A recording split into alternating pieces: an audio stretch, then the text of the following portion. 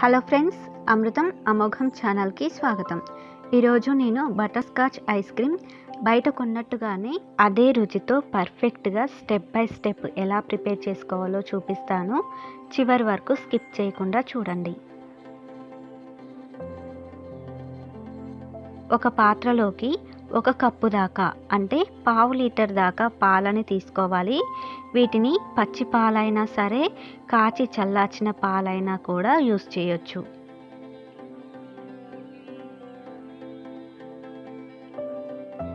ఇప్పుడు 1 table spoon దాకా cornflour, పావు కప్పు మిల్క్ పౌడర్ వేసుకోవాలి. అలాగే 2.5 టేబుల్ స్పూన్ల దాకా పంచదార వేసి ఉండలు లేకుండా పంచదార కరిగేంత వరకు కూడా కలుపుకోవాలి. పంచదారకి బదులుగా పంచదార పౌడర్ని కూడా యూజ్ చేయొచ్చండి. ఒకవేళ పౌడర్ని యూజ్ చేసినట్లయితే పావు కప్పు దాకా వేసుకోండి. ఈ విధంగా ఉండలు లేకుండా కలుపుకున్న తర్వాత ఈ పాలని స్టవ్ మీద పెట్టి స్టవ్ని స్లిమ్లో పెట్టి కలుపుతూ ఉండాలి. ఇందులోకి కార్న్ఫ్లోర్ వేసాం కదా, త్వరగా అడుగు అంటుతుంది. కాబట్టి ఈ పాలు చిక్కబడేంత వరకు కూడా స్టవ్ని స్లిమ్లో పెట్టి కలుపుతూనే ఉండాలి. ఇలా కలుపుతూ ఉంటే ఈ పాలు కరెక్ట్గా 5 నిమిషాలకి ఈ విధంగా చిక్కబడతాయి. ఇప్పుడు దించి పక్కన పెట్టేసుకొని పూర్తిగా చల్లారనివ్వాలి. ఇప్పుడు క్యారమిల్ క్రంచ్ ప్రిపేర్ చేసుకోవాలి. దీనికోసం స్టవ్ మీద మరొక పాత్ర తీసుకొని ఇందులోకి 1/2 కప్పు దాకా పంచదార వేసుకోవాలి. అంటే అర్ధపావు దాకా పంచదార తీసుకొని వాటర్ వేయకుండా కలుపుతూ ఉండాలి. ఈ క్యారమిల్ ప్రిపేర్ చేసుకున్నంతసేపు కూడా స్టవ్ని స్లిమ్లోనే పెట్టి ప్రిపేర్ చేసుకోవాలి. మీడియం ఫ్లేమ్లో కానీ హై ఫ్లేమ్లో కానీ పెట్టి ప్రిపేర్ చేసుకున్నట్లయితే పంచదార సరిగ్గా కరగకపోవడమే కాకుండా త్వరగా అడుగు పట్టేసి చేదుగా అవుతుంది. కాబట్టి స్టవ్ని స్లిమ్లోనే పెట్టి కలుపుతూనే ఈ క్యారమిల్ క్రంచ్ని ప్రిపేర్ చేసుకోవాలి. పంచదార పూర్తిగా కరిగిన తర్వాత లైట్గా గోల్డెన్ కలర్లోకి రాగానే 1 టీ స్పూన్ దాకా బటర్ కానీ నెయ్యి కానీ వేసి కలుపుకోవాలి. బటర్ పూర్తిగా కరిగిన తర్వాత పావు కప్పు జీడిపప్పు పలుకులు, వేయించిన పల్లీలు 2 కలిపి వేసుకోవాలి. వీటితో పాటు వాల్నట్స్ కూడా వేసుకోవచ్చు. ఇవేవి వద్దు అనుకుంటే కేవలం జీడిపప్పు పలుకులతోనే ఈ క్యారమిల్ క్రంచ్ని ప్రిపేర్ చేసుకోవచ్చు. ఇప్పుడు ఒక ప్లేట్కి నెయ్యి రుద్ది ప్రిపేర్ చేసుకున్న క్యారమిల్ని వేసి స్ప్రెడ్ చేయాలి. నేనైతే సిలికాన్ మ్యాట్లో వేసుకున్నానండి. దీనికి నెయ్యి రుద్దాల్సిన అవసరం లేదు. పూర్తిగా చల్లారిన తర్వాత ఈజీగా వచ్చేస్తుంది. 30 మినిట్స్లో పూర్తిగా చల్లారిపోతుందండి. చూడండి ఎంత ఈజీగా వచ్చేస్తుందో. సిలికాన్ కాబట్టి నెయ్యి రుద్దుకున్నా కూడా ఈజీగా వచ్చేసింది. ప్లేట్లో వేసుకుంటే నెయ్యి కానీ బటర్ కానీ ఆయిల్ కానీ రుద్ది వేసుకోవాలి. ఏది అప్లై చేయకుండా వేస్తే మాత్రం ప్లేట్కే అతుక్కుపోతుంది, తీయడానికి కష్టంగా ఉంటుంది. ఇప్పుడు ముక్కలు ముక్కలుగా చేసుకొని ఒక మిక్సీ జార్లోకి తీసుకొని ఒక కోర్సుగా గ్రైండ్ చేసుకోవాలి. మరీ మెత్తగా కాకుండా కాస్త బరకగా ఉండేలా గ్రైండ్ చేసుకోవాలి. ఇలా మిక్సీ జార్లోనే కాకుండా ఒక ప్లాస్టిక్ కవర్లో వేసి చపాతీ కర్రతో కూడా క్రష్ చేసుకోవచ్చు. చూడండి, ఇలా బరకగా గ్రైండ్ చేసుకొని ఒక బౌల్లోకి తీసుకొని పక్కన పెట్టుకోవాలి. కాస్త పొడిగా కూడా కనిపిస్తుంది కదా, ఇంకా బరకగా కూడా గ్రైండ్ చేసుకోవచ్చు. ఈ ఐస్ క్రీమ్ ప్రిపేర్ చేసుకోవడానికి ఒక రోజు ముందే ఒక బౌల్లో సగం వరకు వాటర్ పోసి ఫ్రీజర్లో పెట్టేసుకుంటే ఐస్ క్యూబ్ రెడీ అవుతుంది. చిన్న ఐస్ క్యూబ్స్ అయితే సరిపోవండి, సమ్మర్ కాబట్టి తొందరగా కరిగిపోతాయి. కాబట్టి ఇలా బౌల్లో అరేంజ్ చేసుకోండి. ఇప్పుడు ఈ ఐస్ క్యూబ్ని ఒక బౌల్లోకి తీసుకోవాలి. దీని మీద మరొక బౌల్ పెట్టుకోవాలి. ఈ బౌల్ కాస్త లోతుగా ఉండేలా చూసుకోండి. ఇప్పుడు ఇందులోకి 1 కప్పు దాకా విప్ క్రీమ్ వేసి విప్ చేసుకోవాలి. నేను డైరీ విప్పింగ్ క్రీమ్ యూస్ చేశాను.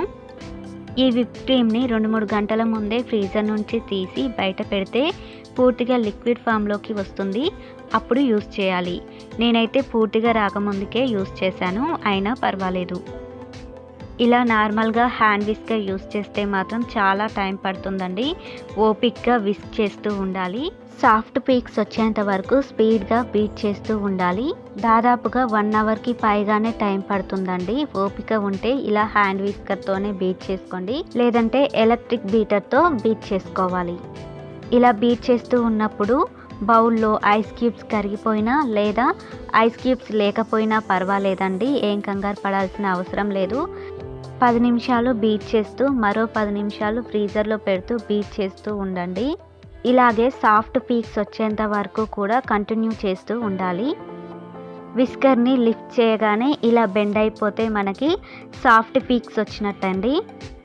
ఇలా సాఫ్ట్ పీక్స్ వచ్చిన తర్వాత బీట్ చేయడం స్టాప్ చేసేయండి.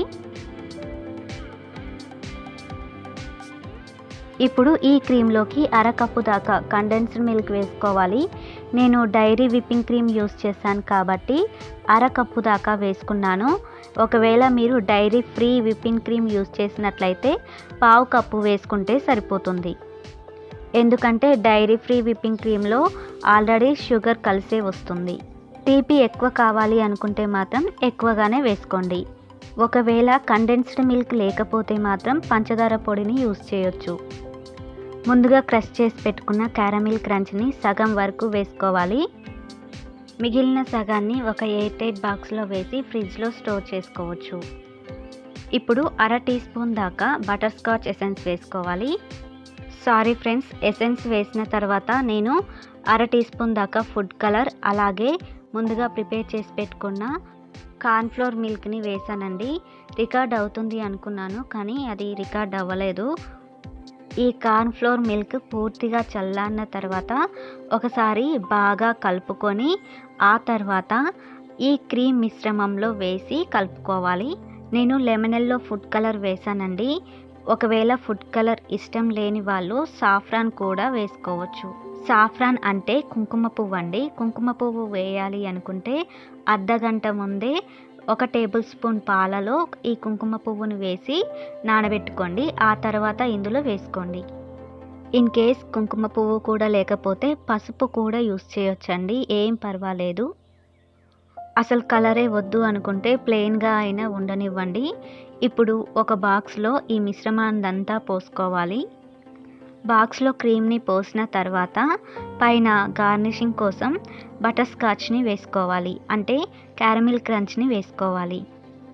ఇప్పుడు దీనిపైన ఐస్ క్రిస్టల్స్ ఫామ్ అవ్వకుండా అల్యూమినియం ఫాయిల్ని సెట్ చేసుకోవాలి.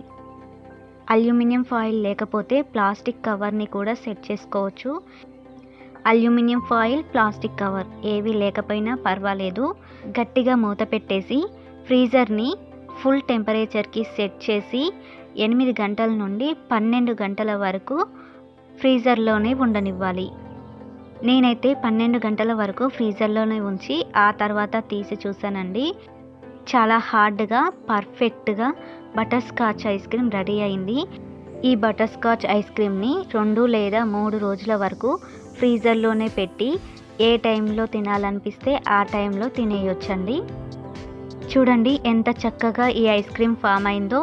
మీరు కూడా నేను చెప్పినట్లుగానే స్టెప్ బై స్టెప్ ఫాలో అవుతూ ఇంట్లోనే perfect butter scotch ice cream తయారు చేసుకోవచ్చు. ఓకే ఫ్రెండ్స్, మీకు ఈ వీడియో నచ్చినట్లయితే లైక్ చేయండి, షేర్ చేయండి అండ్ సబ్స్క్రైబ్ చేయండి. మీకు నచ్చకపోతే ఎందుకు నచ్చలేదు దానికి గల కారణాన్ని కామెంట్ రూపంలో తెలియచేయండి. మీకు ఇంకా ఈ రెసిపీలో ఏమైనా డౌట్స్ ఉంటే కామెంట్ ద్వారా తెలియచేయండి, తప్పకుండా రిప్లై ఇస్తాను.